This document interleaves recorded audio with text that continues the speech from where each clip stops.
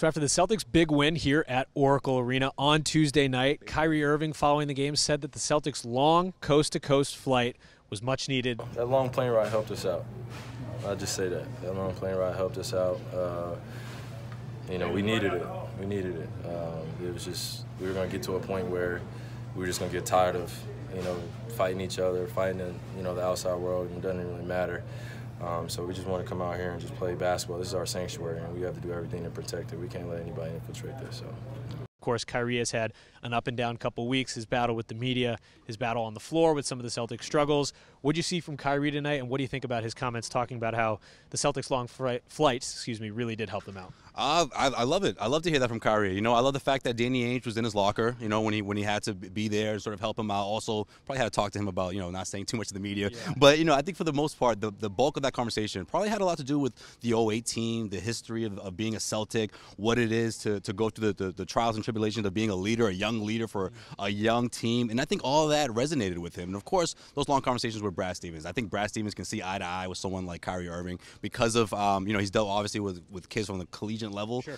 He's dealing with someone like Kyrie Irving, a player he hasn't necessarily coached before, but I think they're both on the same page when it comes to winning, when it comes to finding a way to find this team, find its identity, find a way to get everyone on the same exact page. I think those are the conversations that went a long way. The long flight obviously helps as well, but I think also you saw more of a cohesive unit, not just on the court, but off the court. A lot of guys standing on their feet throughout the game. Yeah. You saw actually Kyrie Irving and Jaylen Brown sort of joking around before the game, you know, like things like that I think do go a long way, especially for a team like the Celtics where they have this long road trip, they have this time where they're going to, the road sort of forces you to spend this time with each other. You know, obviously they've had other road trips throughout this entire season, but I think this time and this moment was very special, very important for this team. Yeah, and it was very timely, of course. But like you said, we saw Kyrie Irving smiling. He was laughing pregame, messing around with Jaylen Brown.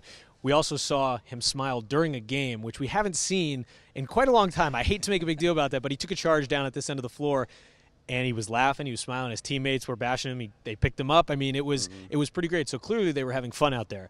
Kyrie did say following the game that the business side, as we've heard from him in the past, is what's terrible, was his quote. What's terrible and what kind of makes him dislike being a professional and being, you know, part of the NBA in that regard. But he said basketball is him and his teammates' sanctuary, and they can't let anyone infiltrate that. So I think he's starting to realize how to separate those two. But what do you think about the way he approaches that business side? Because he's not going to falter. He's not going to say, I apologize for saying that the business side is terrible, because that's what he believes, and Kyrie's never one to apologize. But I think it's a positive thing that now he's talking about focusing on the basketball side, which that's what's fun for him. That's what's fun for his teammates. And he said, you know, if my teammates are happy, we're all happy, and that's what matters most. Yeah, I mean, we play like that.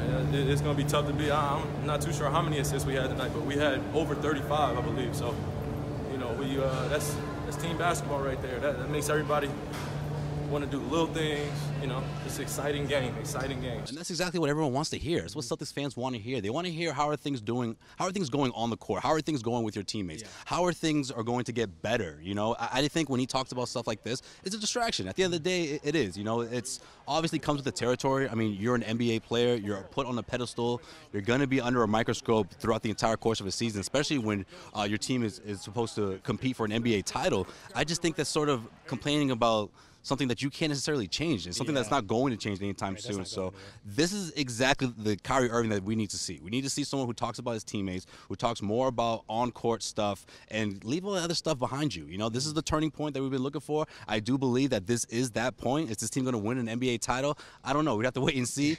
But first things first, you know, one step at a time. This is obviously a great step in the right direction. Great step in the right direction. This segment is brought to you by betonline.ag. Go to clnsmedia.com/win. Use the promo code CLNS50 for a 50% cashback bonus on your first deposit. That's betonline.ag and clnsmedia.com/win with the promo code CLNS50.